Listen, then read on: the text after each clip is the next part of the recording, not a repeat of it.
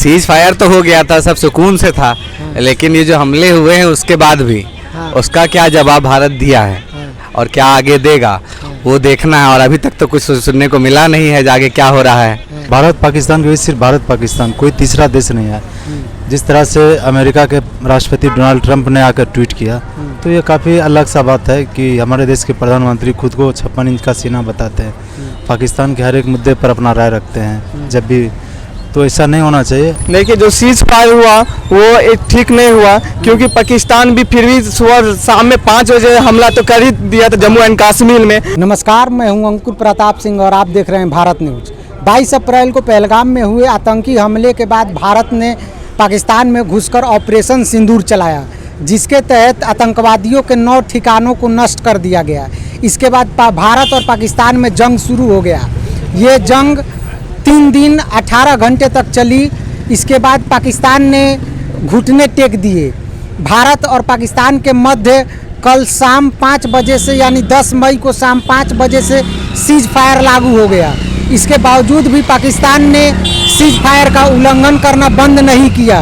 तो आज इसी मुद्दे पर जनता जनार्दन से समझेंगे कि भारत और पाकिस्तान के बीच जो सीज फायर हुआ है और जो सीज फायर का उल्लंघन पाकिस्तान ने किया है उस पर भारत की जनता जनार्दन का क्या कहना है। भारत और पाकिस्तान के बीच सीज फायर हो चुका है, इस पर आपका क्या कहना है? सीज फायर तो हो गया था, सब सुकून से था। लेकिन ये जो हमले हुए हैं उसके बाद भी उसका क्या जवाब भारत दिया है और क्या आगे देगा वो देखना है। और अभी तक तो कुछ सुनने को मिला नहीं है आगे क्या हो रहा है। तो हम लोग देखना चाहते हैं कि जिस तरीके से वो हमला किया है, हमेशा से पाकिस्तान का ये रहा है कि पहले आके भाईचारा करेगा, फिर पीछे से छुरा भोंकने का काम करता है। और छुरा भोंकने की वजह से क्या हो जाता है, हम लोग विश्वास करने के बाद क्या होता है, खुद ही आघात हो जाते हैं। बीच में बहुत सारी देश शक्तियाँ आती हैं हम लोग के बीच में, बीच बचाव करने के लिए, लेकिन उसका कोई फ़ायदा देखता हुआ नज़र नहीं आता है। शांति तो हम लोग चाहते ही हैं, लेकिन चाहते हैं कि भाई जो उधर से बातें हुई हैं उसका मुंह तोड़ जवाब दिया जाए और इस तरीके से जवाब दिया जाए जो 7 पुश्तों में भी या तो नामो निशान मिट जाए। और ऐसा होना चाहिए कि उसको जवाब के हिसाब से ऐसा जवाब दे हमारी सरकार कि दोबारा कभी उठ ना पाए। तो जब भारत बढ़त बनाए हुए था पाकिस्तान पर, तो सीज फायर करना क्यों जरूरी था? हमारा तो ये कहना है, जब हम लोग पहला ही दिन किए थे उसी दिन काम तमाम कर लेना चाहिए था। लेकिन हम लोग क्या है, मानवता को देखते हुए जिनसे हमें हानि हुई थी उनको क्षति पहुंचाया गया, ह्यूमैनिटी को देखते हुए। लेकिन इसका जवाब सीधा उल्टा पाकिस्तान से मिला है कि भाई हमको उससे नहीं देखना कि आपने किस लिए क्या किया है। उन्होंने क्या किया, हमारे पब्लिकों पे, हमारे आम जगहों पे उन्होंने पूरे हमले कर रखे हैं। तो उसका जवाब तो मिलना चाहिए। और जनता हर सबके मन में कहीं ना कहीं ये चीज़ है कि ये बार बार की जो छोटी छोटी चीज़ें होती रहती है उसका जवाब अच्छे से मिलना चाहिए। तो जब पाकिस्तान बार बार सीज फायर का उल्लंघन कर रहा है तो पाकिस्तान का परमानेंट इलाज क्या होना चाहिए? परमानेंट इलाज हम लोग जो बात कर रहे हैं उससे बेहतर हमारी आर्मी बैठी हुई है। बस आर्मी को इतना बता दिया जाए कि इनका हिसाब कर दिया जाए तो हम लोग से बेहतर तरीके से आर्मी हिसाब कर देगी। हम लोग को बताने की भी ज़रूरत नहीं है। हमारे आर्मी पे इतना भरोसा हमारे है कि हम लोग कुछ बताने की ज़रूरत नहीं है। बस एक बार ऑर्डर हो जाए तो फिर पता चल जाएगा इंडियन आर्मी क्या चीज़ है।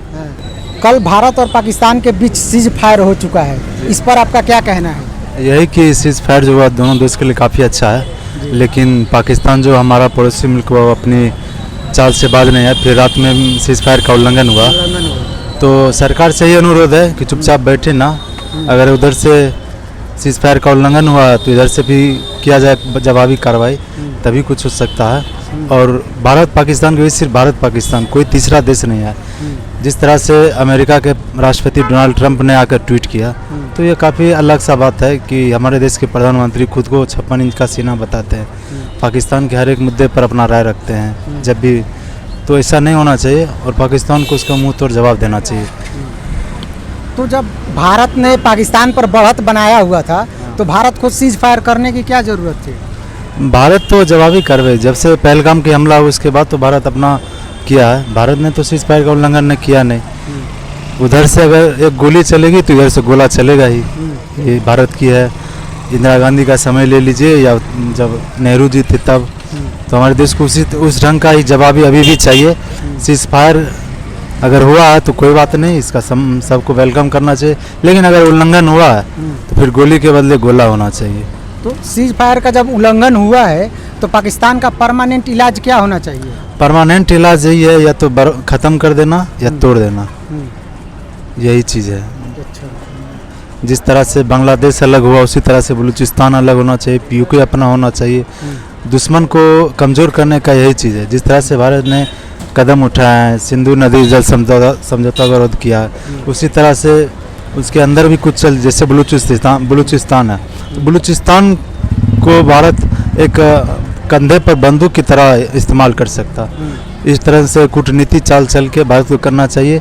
पाकिस्तान समझने वाला नहीं, इससे पहले भी कई बार सीज फायर हो चुके हैं, कई समझौते हो चुके हैं, लेकिन पाकिस्तान समझ नहीं रहा।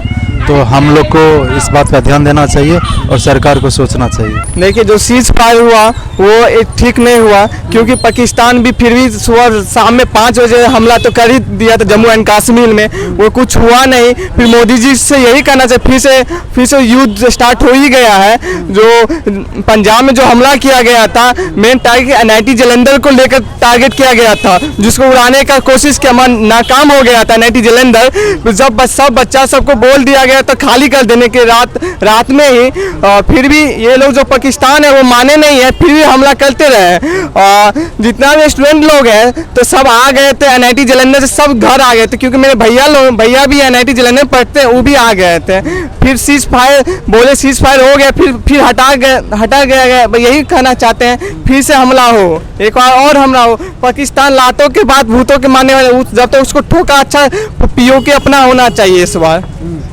तो पाकिस्तान जब सीज फायर का उल्लंघन कर रहा है तो पाकिस्तान का परमानेंट इलाज क्या होना चाहिए?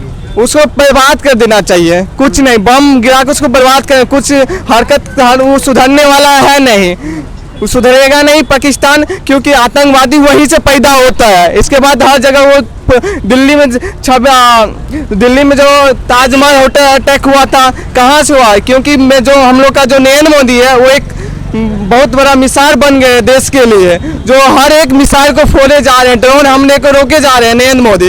ऐसा जैसे दिल्ली में अटैक हो रहा था, पर आतंकवादी घुस रहा था, एक भी आतंकवादी घुसा तो मारा जा रहा था, इंडियन आर्मी सब मारा था, मगर नरेंद्र मोदी था, इसीलिए एक भी हमरा जितना भी हमला किया गया था हर जगह एक भी कुछ नहीं हो गया। सबको ड्रोन फायर को मार गिराया गया, राफेल यूज किया गया, सबको मार गिराया। यही कहना चाहते हैं हम लोग के नरेंद्र मोदी है, इसीलिए हम लोग अभी सुरक्षित है। अभी दूसरा कोई प्रधानमंत्री हो तो हम लोग सुरक्षित नहीं होते, तबाह हो जाते। दिल्ली हो, पंजाब हो, हरियाणा हर जगह तबाह हो जाते हैं, लद्दाख हो और तबाह हो जाते हैं। नरेंद्र मोदी है इसलिए सब कुछ अभी मुमकिन है। वो अपना आर्मी स्ट्रॉन्ग बहुत कर दिया गया, 20 का चौथा स्ट्रॉन्गेस्ट आर्मी हम लोग का है। तो ये तो थी जनता की राय। इस मुद्दे पर आप क्या सोचते हैं हमें कमेंट करके ज़रूर बताएं। आप तमाम सोशल मीडिया साइट्स पर हमें फॉलो भी कर सकते हैं। तब तक के लिए नमस्ते, देखते रहिए भारत न्यूज़।